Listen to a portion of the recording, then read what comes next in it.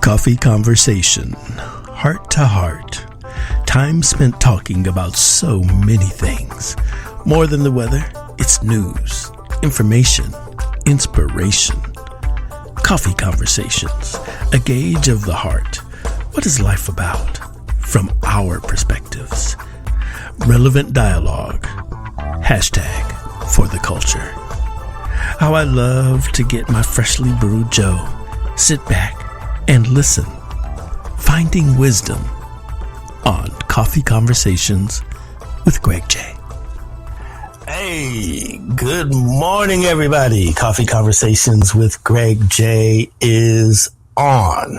Special edition. That's what we're doing. You know, usually we come up Tuesdays and Thursdays and inform and inspire the people. But today we making room, rolling out the red carpet. What a special day. We're just feeling so blessed, so grateful. In these times we have legends among us. How are you doing? Everything good? It's crazy still. COVID environment got us, vexed, but day by day, step by step. And as we always say here, Coffee Conversations, please keep your head to the sky, keeping the light. We'll get through all this together. Wear your mask, do all that stuff. Over the weekend, I was out on my run on the beach, Long Beach, California, where we originate. And I was just so grateful, and I saw a bunch of black people out there, and it was a basketball tournament. And I was just so happy to see the culture. We're all about culture around here. And I thought when I was there that everybody was sufficiently masked. And when I looked at the video, man, there weren't as many masks as I saw, when I was there.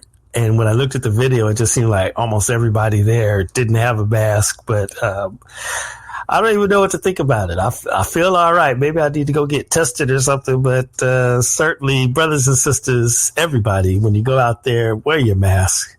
Social distance, please, please. This is serious business. They're talking already. We're seeing in the headlines about the vaccines that are coming. And hopefully, that's going to be all right. We probably should have our friends from the Charles Drew University of Medicine and Science back so we can understand, what are we getting ourselves into when these vaccines are ready. But enough of that.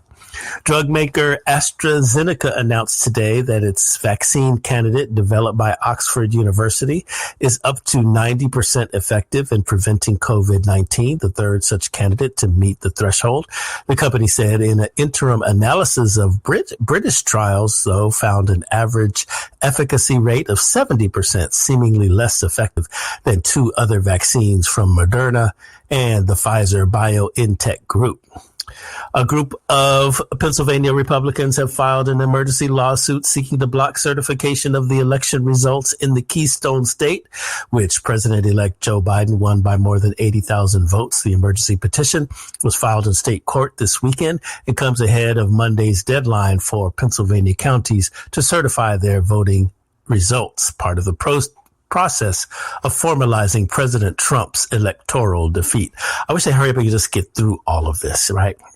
And then meanwhile, California Black Media Network is reporting, they got a new curfew out there, stay at home orders, got to be off the streets by 10, no more ordering or eating in or outdoors at restaurants and bars. A lot going on. A lot of people are stressed over that. This is went into effect over the weekend. And there's also some sort of travel restriction we're going to see where folks can't leave or come into the state. Coronavirus cases are spiking all over the country. Stay safe, y'all. Please stay safe. All right. Listen, I have a 30 plus year of radio history. I have always loved the music. If you know me, I'm about the music. And if you know me really well, I'm about the music all across the globe. And it's such an honor, how God has just placed me in positions, right? I worked for the inimitable Stevie Wonder for 20 plus years. I've met so many different people. We got out of, we left Stevie Wonder's camp, started our own thing, and now visiting me to sip coffee. I mean, I don't even have the words. Inimitable, awesome, Grammy Award winning. They're just great. You know them. I love them. Let's see. Jimmy Jam, Terry Lewis, good morning. Welcome to Coffee Conversations with Greg J. Good morning, Greg. Morning, Greg. Yes, sir. Oh, man, this is really, really great. First of all, before I forget, we have a mutual friend out there, Brother Gary Hines, and I told him that you guys were coming on today. They're like, oh, that's great. Tell the guys I said hello. So I wanted to extend, his greetings to you. That's a good friend of mine. Love it. He's a great man. All right. Yes. Okay. So Jam and Lewis, they're saying you guys are releasing your first solo album. Is that it? Your first as artist? That is correct. Guilty as charged. That's like, when I saw that, I was like, yeah. So how does it feel? Okay, so you have a generation, serious business. You have a generation of creating hits for others. And now you said, okay, we're going to finally put our stuff out. Tell me about it. How do you feel? Well, it feels really fun. It feels really good. We're having a lot of fun with it. The journey of it actually started 35 years ago when we were working on a Jam and Lewis album after being fired or freed, as Terry Lewis likes to say, from the Time.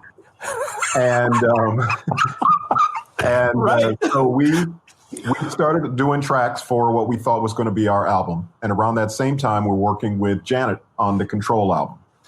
And when we were done with the Control album, or at least we thought we were done with the Control album, John McClain, who was the A&R person at A&M Records at the time, he came up. We played him, the album with Control and Nasty and When I Think of You and Pleasure Principle and Funny How Time Flies and Let's Wait a While. We played him all these songs. We figured, we're good. And like all A&R people, he said, I just need one more.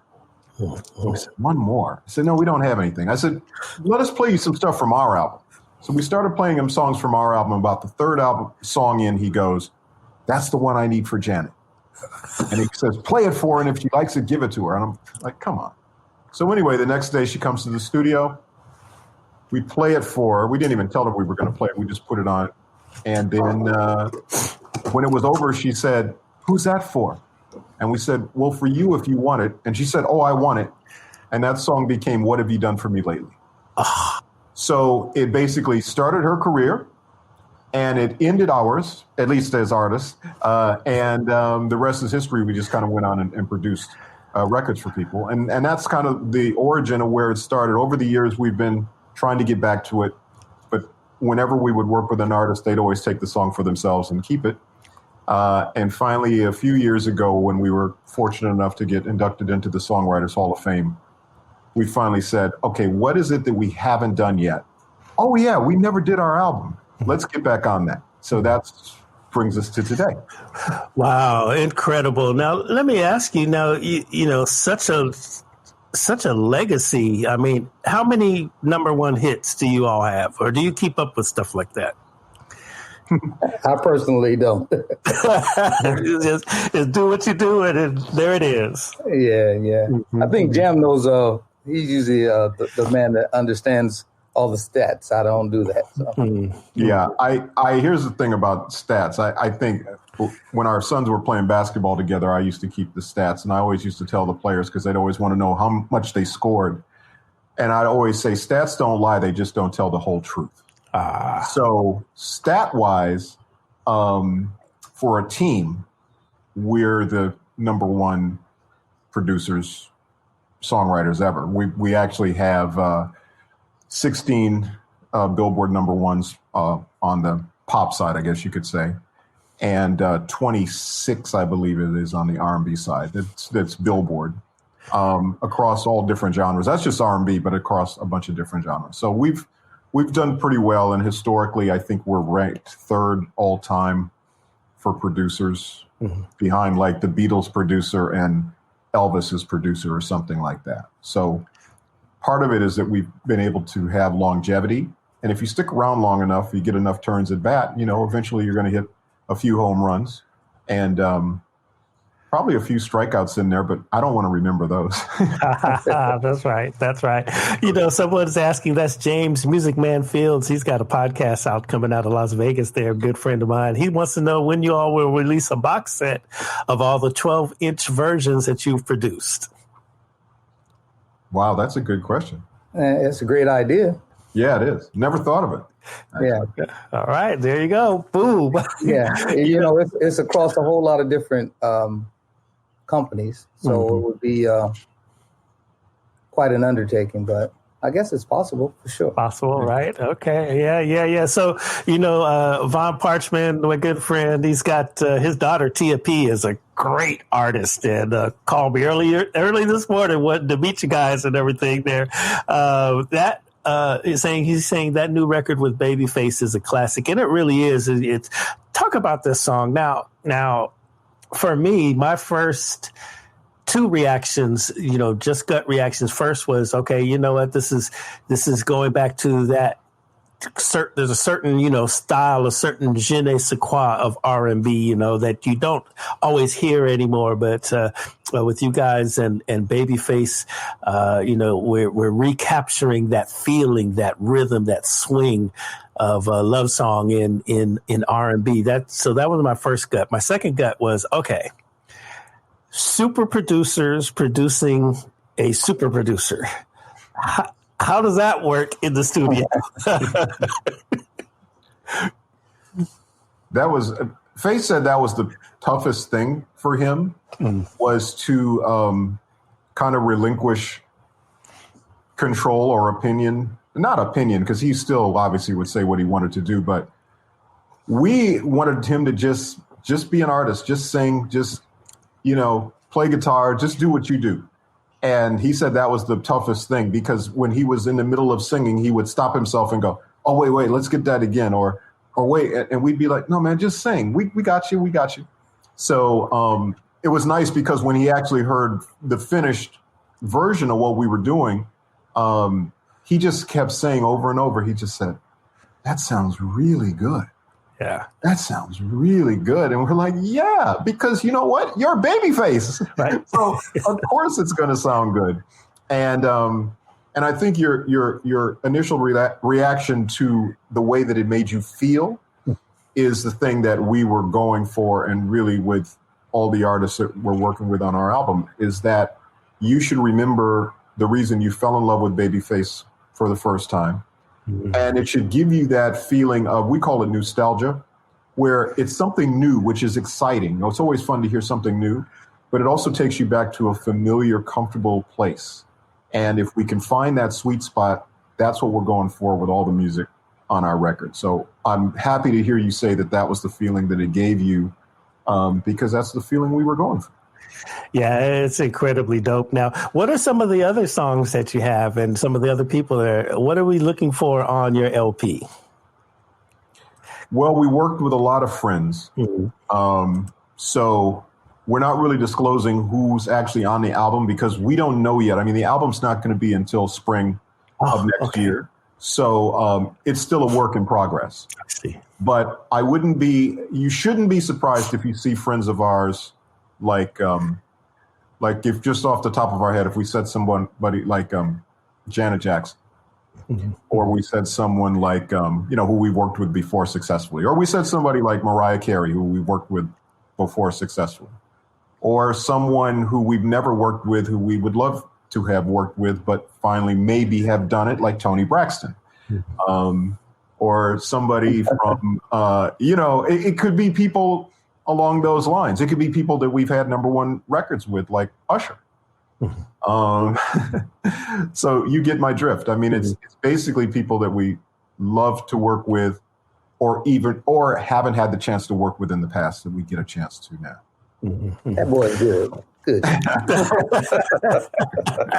a lot without saying nothing, right? Yeah. Good stuff. Okay, so now, I'd like to kind of talk about a little bit of, with your legacy and, with your wisdom, what's your assessment of where we are musically, especially on the R&B side, the black music side, it's a lot of debate out there on what is R&B. And, we talk about the love song, right? So you have, Jam and Lewis with Babyface and, excuse me. And then, just, really expressing their love for somebody. And then you have, people out there that's just talking about, I want to hit it. That's kind of the culture, though, isn't it? It is. The culture kind of dictates that. I mean, I wish we could. Our assessment of all that kind of thing would be, for our generation, what comes from the heart reaches the heart. Mm-hmm. And our heart never felt that way. We never thought of love as a crude or lewd thing. It was always in a good place for us. But, I feel like the kids feel the same way. I mean, that's how they express it. A little edgier, it's a little harder, it's a little tougher. But once again, you grow out of all those things, I think.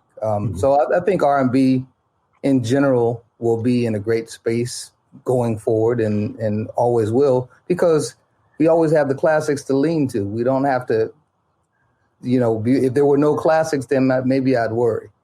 But they always go back to the classics at some point. Mm-hmm. Now with technology and everything, you see great opportunity for the indie soul artists. A lot of great music out there with the indie soul over there on beachcityradio.com. As we create new broadcast paradigms with the online radio station, we really, really embrace that indie soul artist. And what's your thoughts about that genre? Is actually developing in sort of a subgenre of urban music, if you will. What are your thoughts about the indie soul artist out there? Well, I think right now, the thing that technology allows us to do, as it's allowing us to do today, which is basically be face to face as we converse without being in the same studio with each other. It allows people to create a whole lot of different music and do it on their own and do it independently. We wouldn't be thought of as independent artists necessarily, but we've actually had a couple of, very successful records that we did kind of out of the mainstream system. We did Peebo Bryson a couple of years ago and had a top 5 record with him. We had a number 1 record just recently, earlier in the year, with Stokely from Mint Condition, which we did totally independently outside of, the record company system, so to speak. So I think that the idea is if you're making music, there's a lot of different ways to get it out there and to get it to people and get it directly to the people, whether it's through Facebook, whether it's through, social media, YouTube. There's all kinds of ways to get your music out there and create music. So, and there's also now, because of the times we're living in, you can basically make your music on a laptop, and you can make music at home. And I'm also encouraged, I just have to mention too, when we talk about the way that music crosses the generations and the new music, the new soul music, the new R&B music, there's an artist, Her, who we absolutely love. Her current record, she just performed it on Saturday Night Live last week, basically is a, not necessarily a sample, but basically an interpolation, if you will, of a song we had with Herb Alpert back in the day, Making Love in the Rain. And her new song is called Damage. And it's exposing, the old song to everybody, because everybody's going back and going, wait, Making Love in the Rain. Yeah, I remember that. And so those kinds of connections to me that music make is what's really a good thing. And when you have an artist like Her, who not only is a great vocalist, but also writes her songs, plays guitar, plays bass, plays keyboards. To me, the future of R&B is in great hands with artists like Her. And Her basically, although she's in a major company system now, she started off very much independently and just kind of making music on her own and making the music that she wanted to make. So I think the spirit of that is amazing, and I'm glad to hear that that's happening and that you're giving exposure and love to that, because people are going to create music, and it just needs to find a home. So that's a great thing. And over the years, it's been kind of a crazy thing, but to do traditional quote unquote R&B and find a major home for it, it's been difficult. Mm-hmm. You know, we took when you look at the system, and I never like to complain about it, but I like to state the case. When you look at the system, you see no Black executives, or very few. Mm-hmm. You see, you have Sylvia Rhone, you have L.A. Reid still doing it, and very few people on the upper echelon who get to make decisions of what Black music is. To them, people of color should be in those places that govern our people, because what we put out actually affects our communities. And, you know, that's just my personal feeling. And so I like to always state the obvious. No, it's a true fact. And, you know, we really do need to, you know, we have a mantra around here at the Hannibal Media Group Dream Creator Studio is, you know, tell our own stories, tell our own story. We're constantly saying that in not only in what we're doing in the audio space with our online radio, but our video, our live streams, all that. The underlying mantra of everything we do is tell our own stories. And you're absolutely right. These are companies who have control over our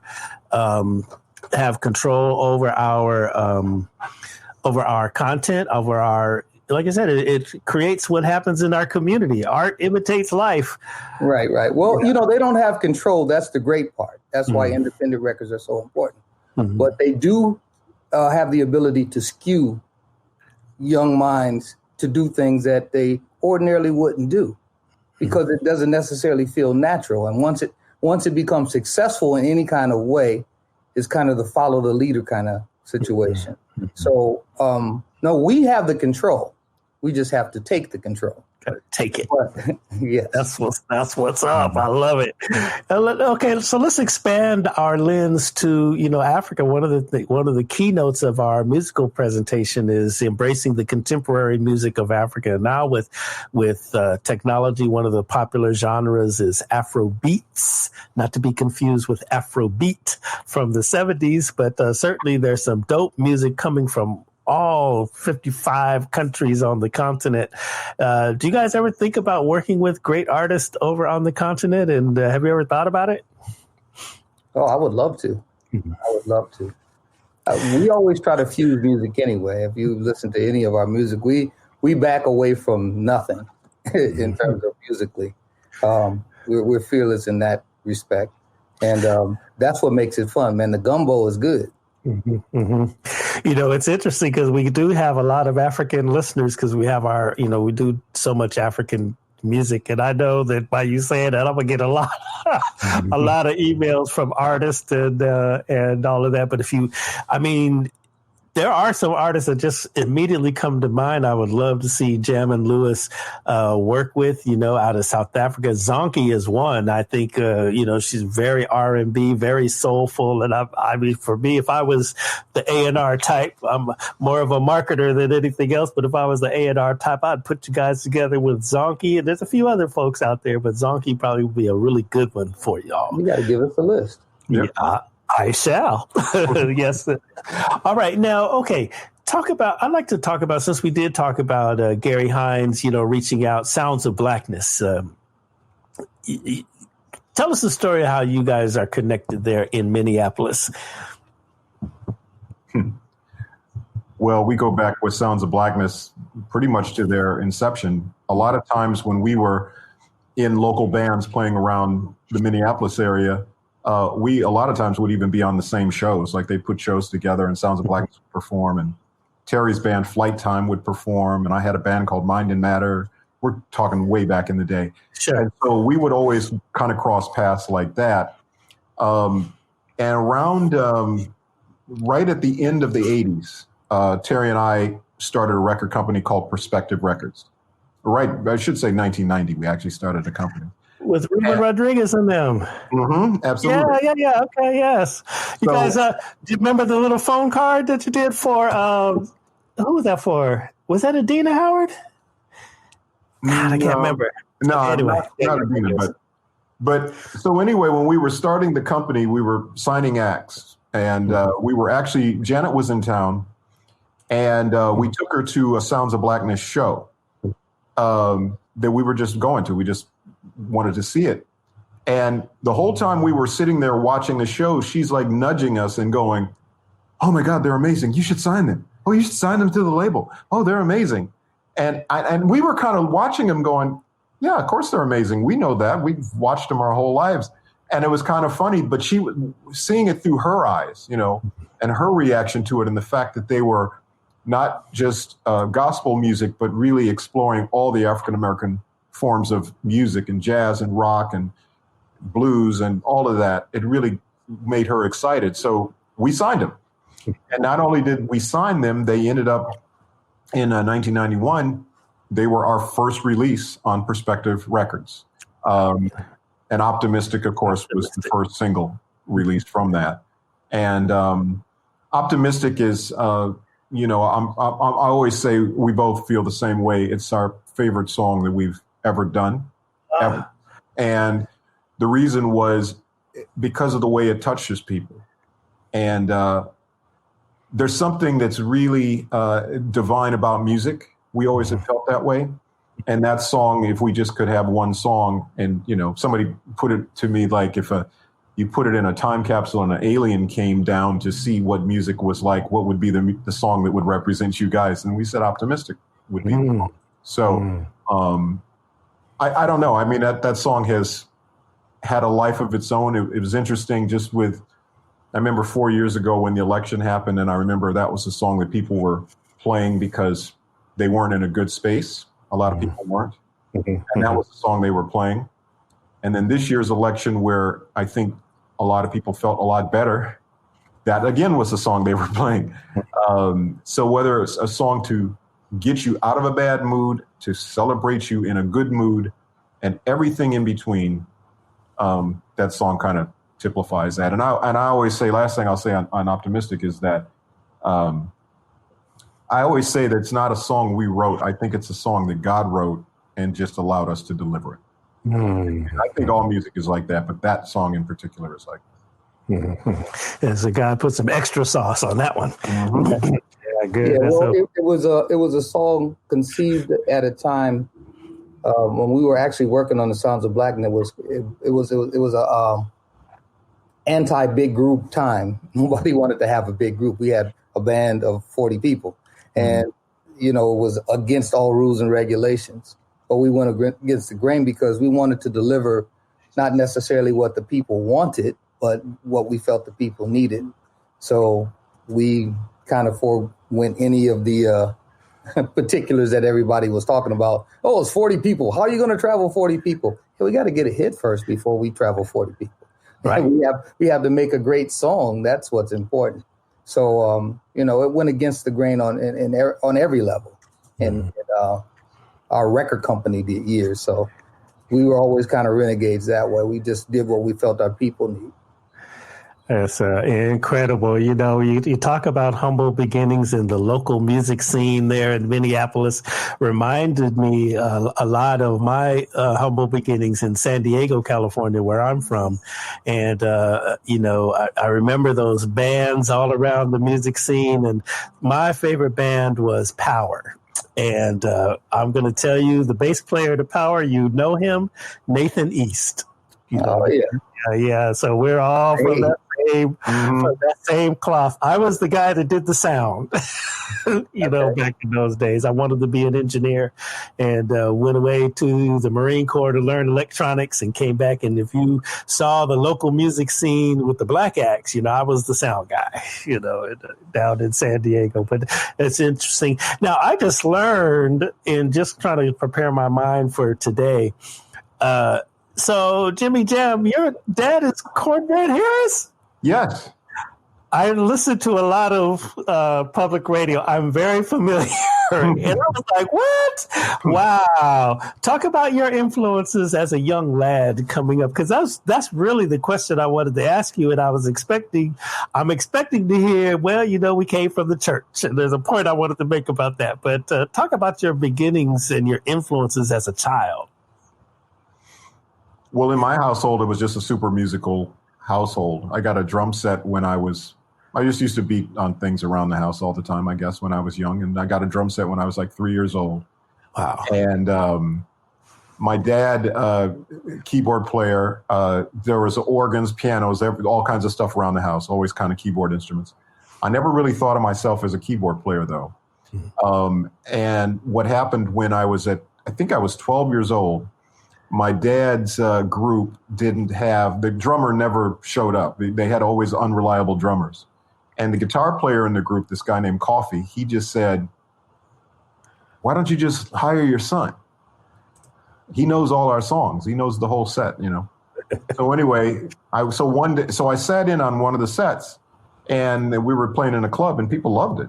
And so the next week, he didn't show up again. The drummer didn't show up again, and I ended up playing the whole night.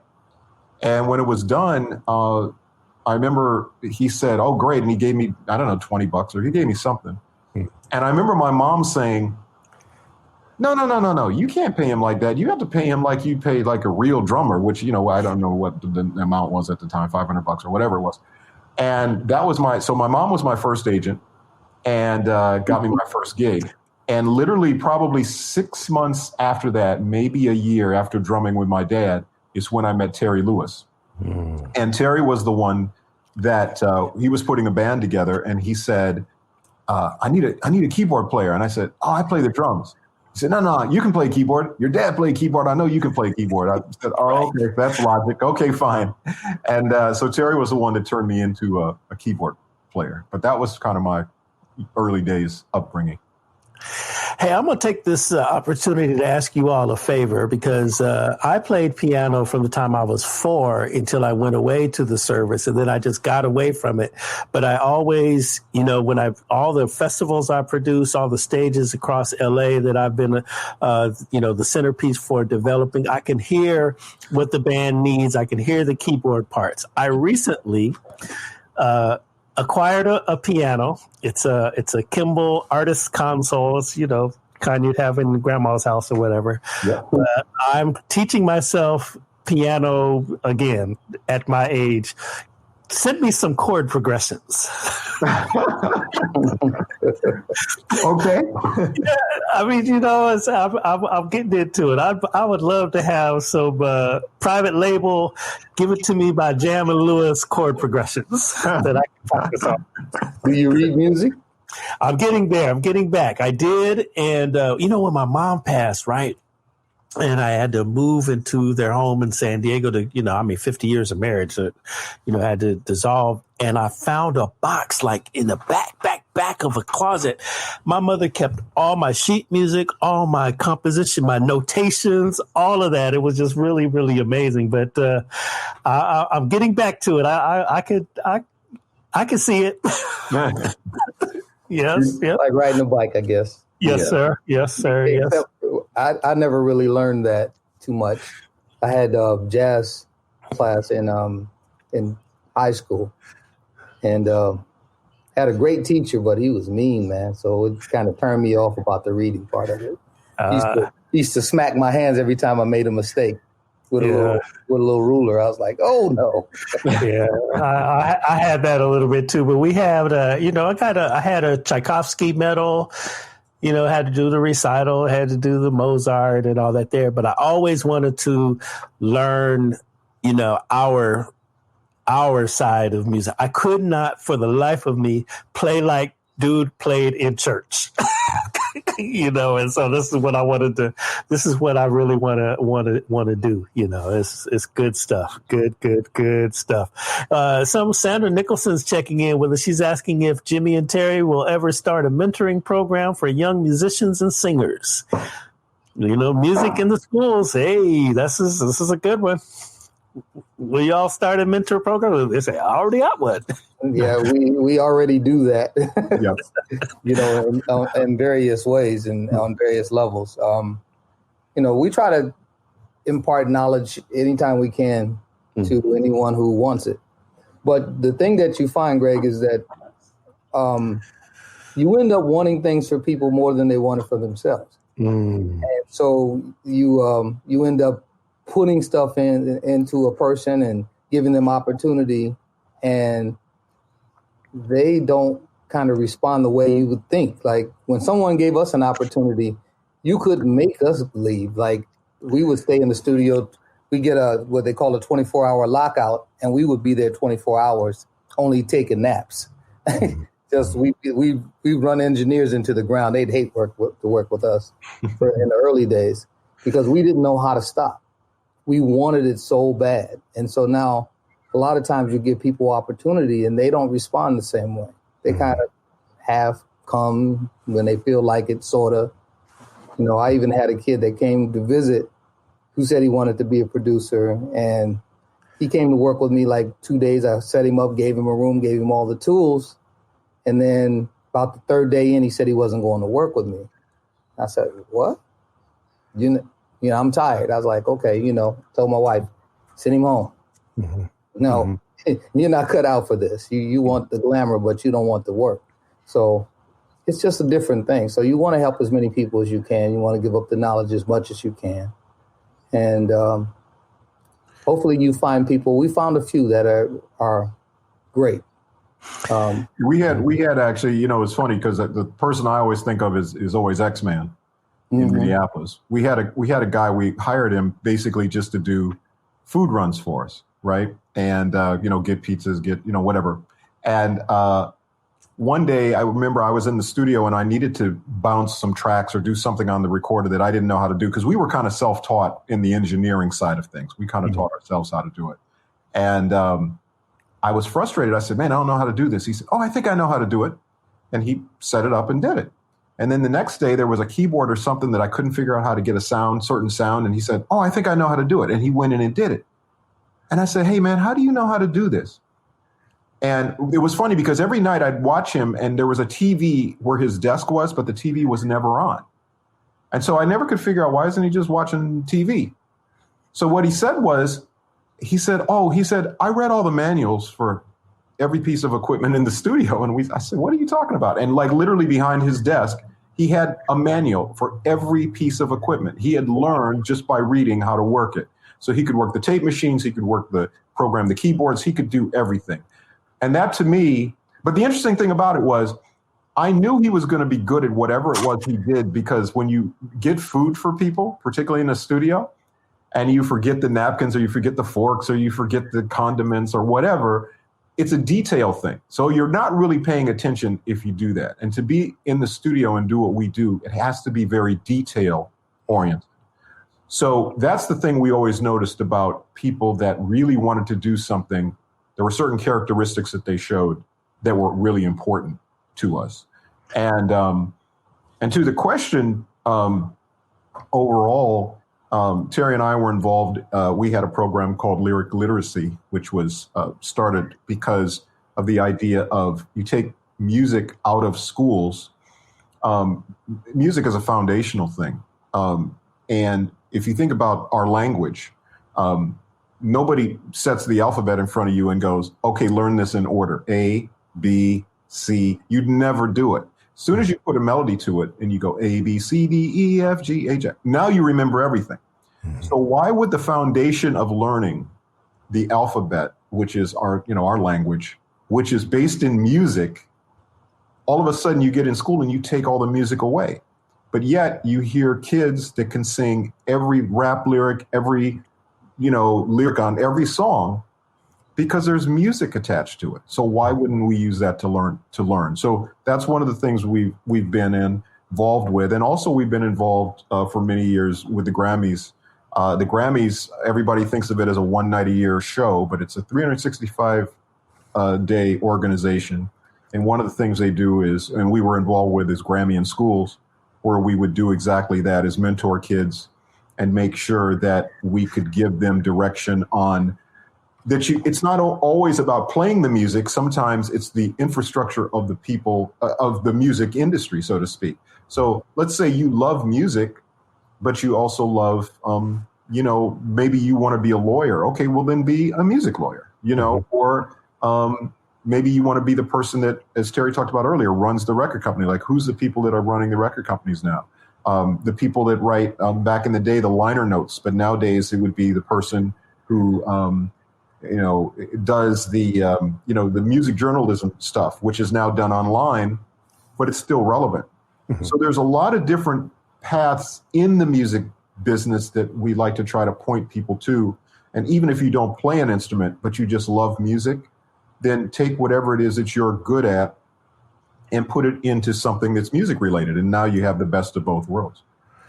That's really true, because we were just having a conversation. I believe that was when we had Skip Dillard and Max Myrick and another radio professional out of Johannesburg, South Africa. We were talking about everybody wants to be on the mic, and so there's all these different jobs, around it. You can be in the industry, but understand that there's all these different jobs. And then to your point too, Terry, sometimes with the young people these days, we want to just hold on with our future, and it is hard sometimes. Some kids are coming and they don't, they don't make it. They're not ready for the work that is required. One of the key foundations to success. It's interesting. There's a story that I like to tell in this category about a Burger King in South Los Angeles that was Black-owned Burger King, across the street from a very large church. And so, the people at church were trying to figure out why there weren't enough, Black employees at this Burger King. After all, after the church, we go over here, we're flooding this place, and we don't see anybody that looks like us, behind the counter. So a community meeting was made with the owner, and the owner said, "I'm gonna be real with you, sir. My people want to come in here, and they want to be the manager." Instead of starting off on fries, they want to be the manager. And it's really, really hard for us to teach our children, that there are steps and work that is required for ultimate success. Mm-hmm. Right. Well, everything is pretty much instant these days. Mm-hmm. You buy a drum machine, you're instantly a producer in your mind. Right. Just because you have a guitar doesn't make you a guitar player. Mm-hmm. It makes you a guitar owner. You have to actually work at learning how to play the guitar. So, it's just a different mindset. And one thing that we've always adhered to, and that's the way it was in our generation, was your attitude dictates your altitude. Mm-hmm. You can only go as far as your attitude allows you to go. Mm-hmm. It's like the anchor in your life. You got to make it light. Mm-hmm. Mm-hmm. So many people coming in. There's Rhonda Love, our super producer. She's saying that you wrote the playlist to my life. Your music inspired so much of my life. It's such an honor to be able to say thank you. And there's a few other folks around in our stream that are just thanking you for everything that you have contributed to our culture. It's really awesome, brothers. Do you guys really let me just say it like this. Do you guys really understand what you mean to us in the hood? Well, I don't know if we know what we mean, but we love what we do, and we love our people. Mm-hmm. I always tell people, I don't hate anyone. I'm absolutely for Black people. So, I'm not against anyone, but I got to take care of my people first. So. We're in such a time of, I'm calling it a cultural revolution right now. There's a new awakening among us as a people. And, I think the ignition point was there in your home city. What were your feelings when you saw, the murder of George Floyd and then the subsequent unrest that happened? And then it just ignited all across the country and maybe even across the world, certainly got everybody's attention out there. What were your feelings when you saw these things unfold before your very eyes? Well, for me, Greg, I was appalled, but not surprised. That's pretty much the traditional relationship with the Black community and policing.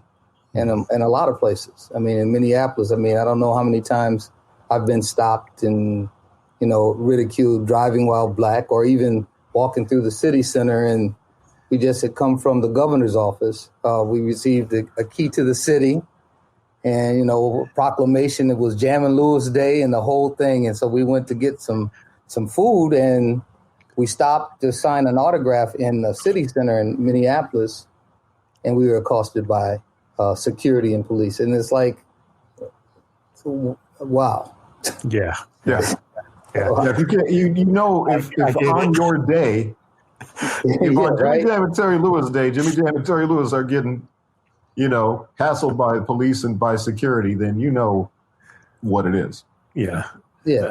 So, I was very proud of how people responded. I'm never one to see people get off of the true path of what trying to make change is and by looting or whatever.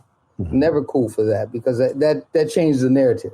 Mm-hmm. But once again, the little burning, looting, or whatever they did has very little significance when you think of all the things that happened with Wall Street and all the theft that has gone on in high places. Just the fallout's not the same, but nobody ever says anything about that. So, but the death of George Floyd was heinous. And that man cannot get away with that, because he did that intentionally. That was an intentional thing. Yeah. That was no accident. Dude. That's what I saw. Are you going to believe your lying eyes or him? Right. Hey, we've been down this road before with Rodney King. I know what I saw, but they sure did get off scot-free. Man. Yeah. It's really, really something. Now, okay, so let me ask you this: as superstar musicians, influential, what can today's generation, the current generation, I hope I'm saying that right, the current generation, because I'm a child of the civil rights movement, and I know that along the lines of as we were protesting, advocating, and all that, we had a soundtrack.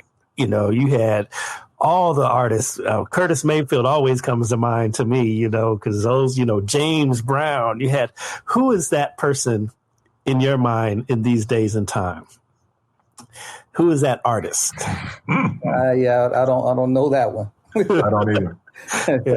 Yeah. It may not be one person.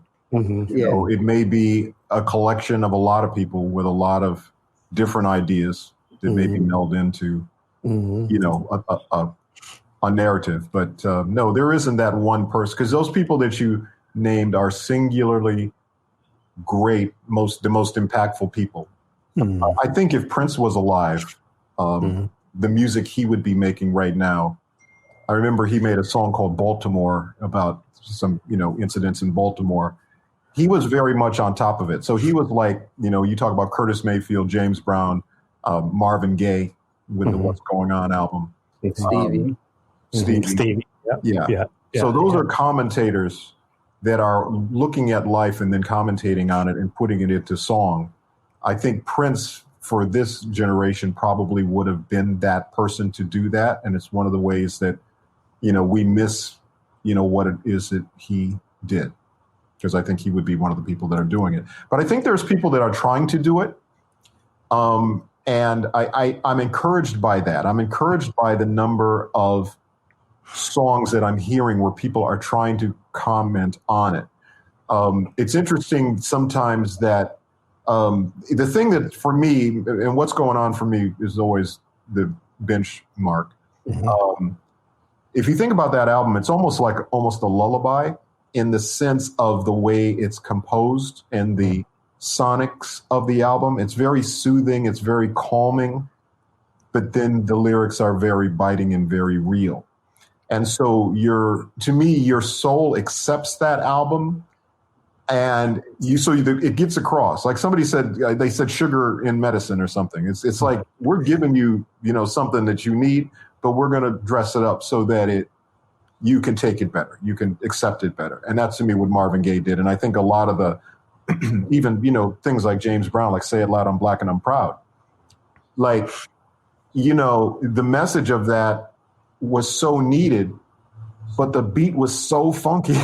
Like, even if you didn't agree with it or weren't with it, as soon as he came on, it was like, oh man. So I think musically we have to remember, as we create songs like that and aspire to do that, still's got to be a song that you enjoy, that you want to hear. And a lot of the songs that I've heard recently, I like the attempt at what's being done, but the songs to me take me back to the place I don't necessarily want to be in. I want to hear about it. I just don't want to be. That's not the place I want to be. I want to be uplifted. I want to be, when you talk about, once again, we talked about optimistic. There's another song we were involved with, Open My Heart, with Yolanda Adams, where, you listen to that song and it's a very deep song, but if you listen to it and just let the song happen to you and it just kind of goes through you, that's the kind of music that we've tried to do with Sounds of Blackness and with groups like that. And we will continue to do. I mean, we will have a commentary on it. It may not be apparent at every turn, but it's always, as life goes on, it's always, we write about life. We write about the life that we're living and try to heal people, try to use the music to heal people. Yeah. Open My Heart. That's one of my. That's a sound. That's in my DNA right there. When I'm out on my run, I mean, that's in my playlist for sure. Yeah. Good stuff. Well, the great things about the music that address those things historically, I mean, they offered some type of introspection. They would have you introspective. They would make you think about how you would offer solutions to those things. Mm-hmm. They just don't commentary the things because, that those are happenstance. How do you react to them is the really important part of the process. So just getting people to understand that you have a part of the process that you can maturely handle and change. You can make change, even if it just starts with you. Mm-hmm. That's where it all starts. And that's where it all starts. World peace starts in your house. Yeah. It starts in your attitude. Once again, attitude plays an important part about it. So, I think the music of Curtis Mayfield reflected those things. Mm-hmm. A lot of the things, the makings of you and that kind of stuff, that stuff, that's some of my favorite stuff ever. That's real soul music. All right. So, you said Open My Heart a minute ago, and I'm just kind of thinking, so would you all go out on tour if we ever get back to that, or when me and y'all do this live stream concert together? So, I watched Babyface go a couple of times at jazz festivals out here in California, and he sings his songs, and then he has a part in his show where he's like, okay, these are the songs that I wrote.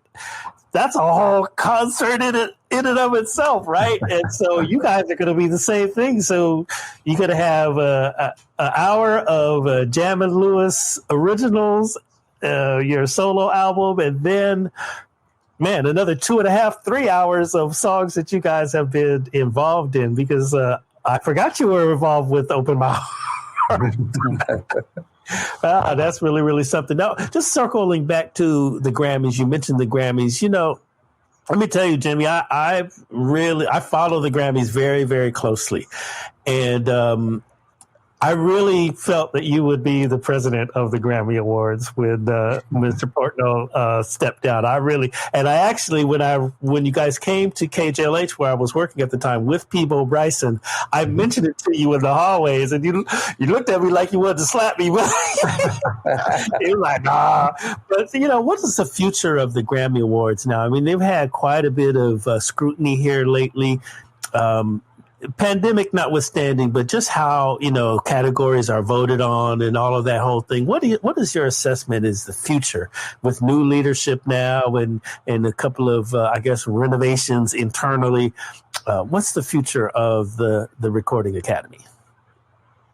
Well, I think the future of the Recording Academy is really bright. I think that, as I said earlier, I know people think of it just as an award show. And so it's really easy to criticize, that you don't like an award, or they should have been nominated, or they should have been nominated in that. And that's a great debate to have. There's nothing wrong with that. That's going to continue.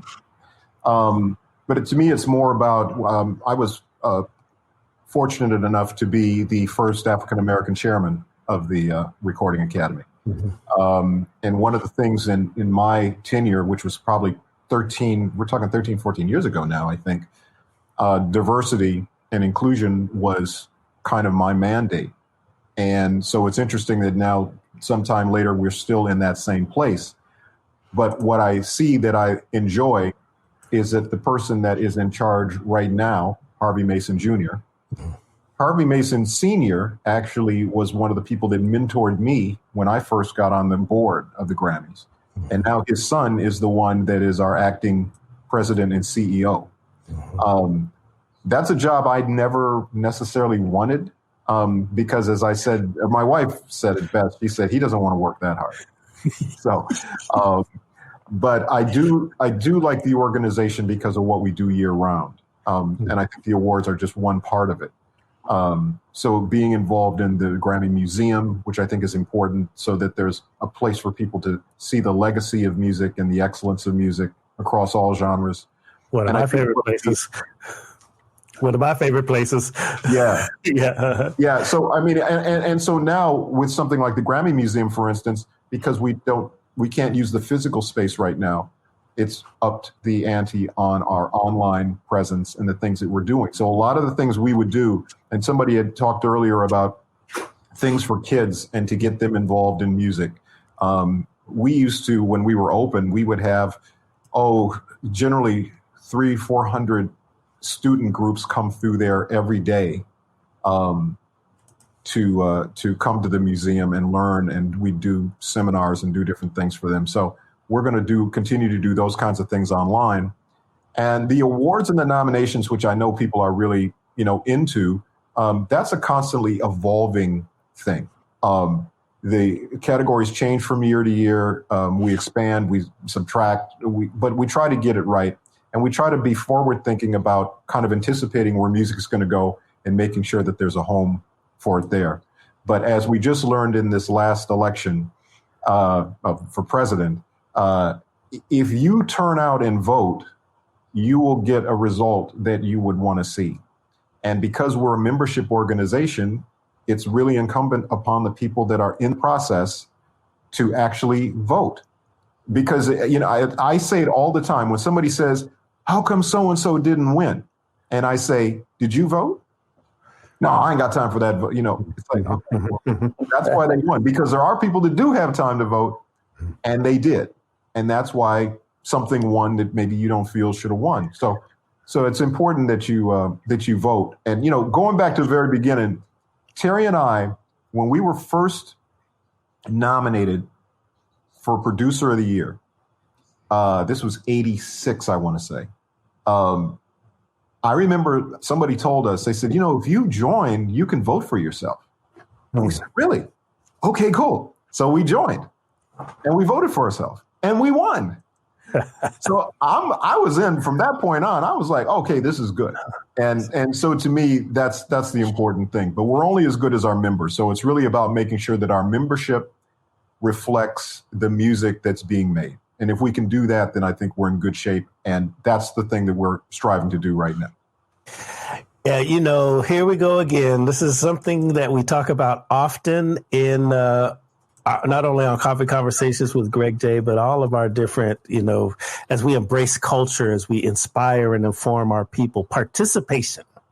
Mm-hmm. We're quick to doggone it, get out there, protest, and wonder why, want to challenge the people, want to get loud. But then when you say, hey, well, did you vote?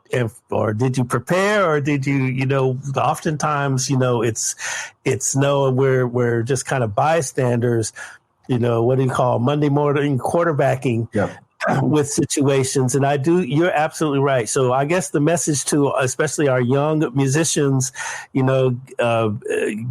a member, get a membership so that you can vote. Voting matters. And get involved. Yes, get involved. Really, really something. All right, guys. Well, look, we're all at the end of our time, but I got to tell you something. I know that Terry, you got a birthday coming. What? Tomorrow? Oh, yeah. Happy birthday to you. Yeah. Happy birthday to you. Good stuff, man. Hey, man, every day is my birthday now, man. Absolutely. Thank you all for just coming through.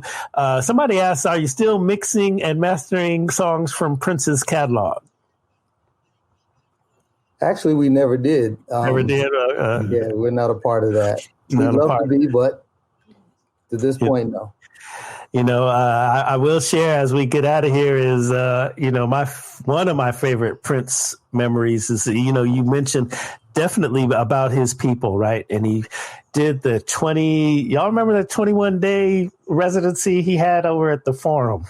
Mm-hmm. And it was a big deal, you know, and he called the radio station and he wanted to grant us and nobody else in the whole city the exclusive right to broadcast, you know, half of his concert. And I was just honored to be the guy that put it all together.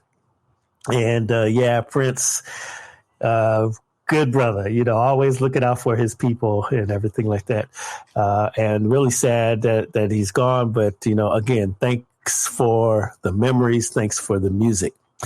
All right. So, brothers, what's next? We're going to get this album out, and it said it's in spring. How will we be able to get it online and everything? You'll make sure you let us know at Coffee Conversations when it's out. Absolutely. We'll let you know. And it'll be available in every format that you can possibly imagine. Obviously streaming, because that's the way a lot of people are getting their music now. So you'll be able to stream it on, you know, whether it's Apple Music, Spotify, Tidal, whatever your choice is for that will be available. But we're also going to make sure that we do physical product for those that want it, CDs, vinyl, might even throw a cassette in there or something. I don't know about 8-tracks. Don't know about 8-tracks. I don't know they exist anymore, but it'll be available in all kind of configurations. And also there's some kind of technology things that we're doing too to enhance the way things are going to sound, which we're kind of excited about that we'll talk about next year. And the Babyface record with us is available now, and you can stream it at anywhere you stream your music. So. Yeah, and it's in heavy rotation at beachcityradio.com. I want to play it. I'm just scared that Facebook, they be tripping. Try to block us. Let me see here. Let me see if I can play it as we go out here. It's just really so that folks can enjoy that music. But man, Facebook is, come on now. We gotta, I guess, and now as we're having this conversation, the new technology out there, as we grow in this whole thing, maybe it's time for us to get our own situation. Maybe we need to create our own Facebook Black Book. Mm-hmm.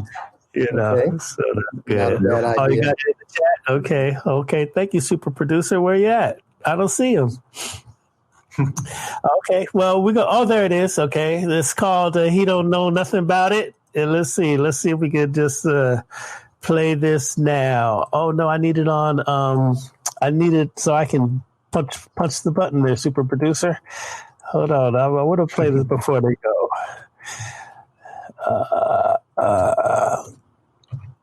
Okay, so... Okay, he don't know nothing about it right there. Here it is, ladies and gentlemen. Let me see if I can get that in. Our technology is lovely. Share audio. Chrome tab. I got it. By the way, while you're setting that up, I just want to tell your listeners that Soul Train Awards are this Sunday. And you definitely want to check Babyface out on that. We got a chance to see it. You'll see us on there too. Not doing the song, but you'll see us on there. So it's kind of cool. So definitely some good soul food on Sunday for you. All right, this Sunday, there you go. That would be a good way to wrap up your holiday weekend. Check Jam and Lewis out with Babyface, Soul Train Awards. Ooh, they're still doing that. I love it. Mm-hmm. I love it. Yeah, that's something. It's so funny how you tell the younger generations coming up of the grandiosity of our industry back in the day. When I tell young people about, we used to go to Jack the Rapper and the Soul Train Awards, Lady of Soul and all that, they cannot believe it. It's like, oh no, we were tuxedos and ice sculptures and all. And we celebrated culture. All right, y'all. Here it is, Jam and Lewis with Babyface. So Jam and Lewis times Babyface. Yeah. He don't know nothing about it. Right here, Coffee Conversations with Greg J. Catherine's asking on BET, right? For Soul Train? Yes. Yes. Okay. Yes, here's the song, y'all. Thank you guys so much for coming through. We're going to play your song. And, that's it. Tell just God bless you all. And I thank the Lord for both of you guys. Just real cool, down to earth guys, and your creativity and your connection to your gift is just, amazing. And just know that we love y'all. We love y'all. We love y'all. We love y'all. And keep doing what you do, and reach out to us over at Coffee Conversations anytime. Let's go. Let's get it. All right. And send me those chord progressions. All right, great. All right. And we love y'all back. Talking about all of the things he gonna do to you when he gets you home. Coming up short, making all them excuses. Well, you're better off alone. Think he's fly, cause he drive a 600 that he don't even own. Talking like he's the guy he could buy any girl he won't. He don't know nothing about it. About time you found a man, yeah, but he just be hanging around it. Girl, he don't understand what you go through. He ain't got a clue what love really means to you. He don't know nothing about it. He don't know nothing about it, yeah. Talking about all of the things he gon' buy for you. Can't even get alone. Running around town frontin' like he take good care of you when everybody knows. How can a guy think he fly when he's still living at his mama's home? Say goodnight, ain't it time? Think it's only right that you let him go. He don't know nothing about it. How time you found a man, he just be hanging around it. Yes, darling. Girl, he don't understand what you go through. He ain't got a clue what love really means to you. He don't know nothing about it. He don't know nothing about it, yeah.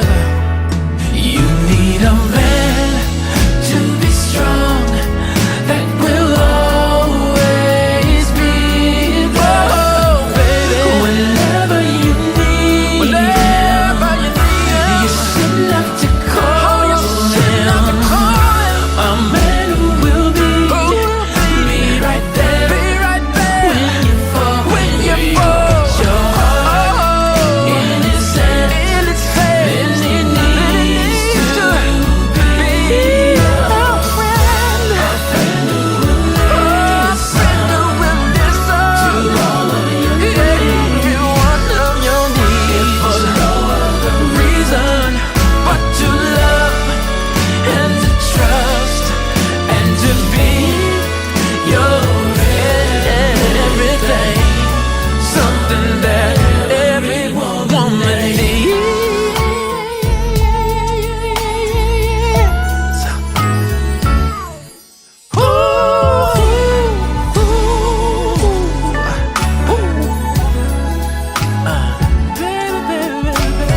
Get him off your mind, get him off your head, get him out your soul, get him out your bed. Don't know nothing about it. Yeah, well, the votes are in there, my brothers. That's it's a hit.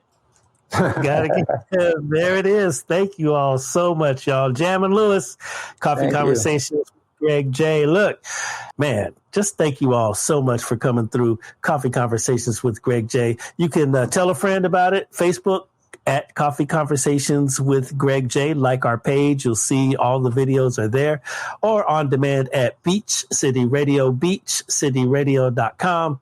And lastly, don't forget to get that coffee, Kalimba Song Coffee Company, imported farmer direct from Cameroon, West Africa. We can get it to you. just in time for your holiday season. Jam and Lewis, brothers, thank you so, so much for your time this morning. It's just really incredible that we've been able to get together today. And I'm just happy. You made my day. Thanks for having me, brother. All right. Thanks for having us, Greg. All right. Peace and blessings, everybody. Remember, love one another. Love one another. Love one another. Peace and blessings.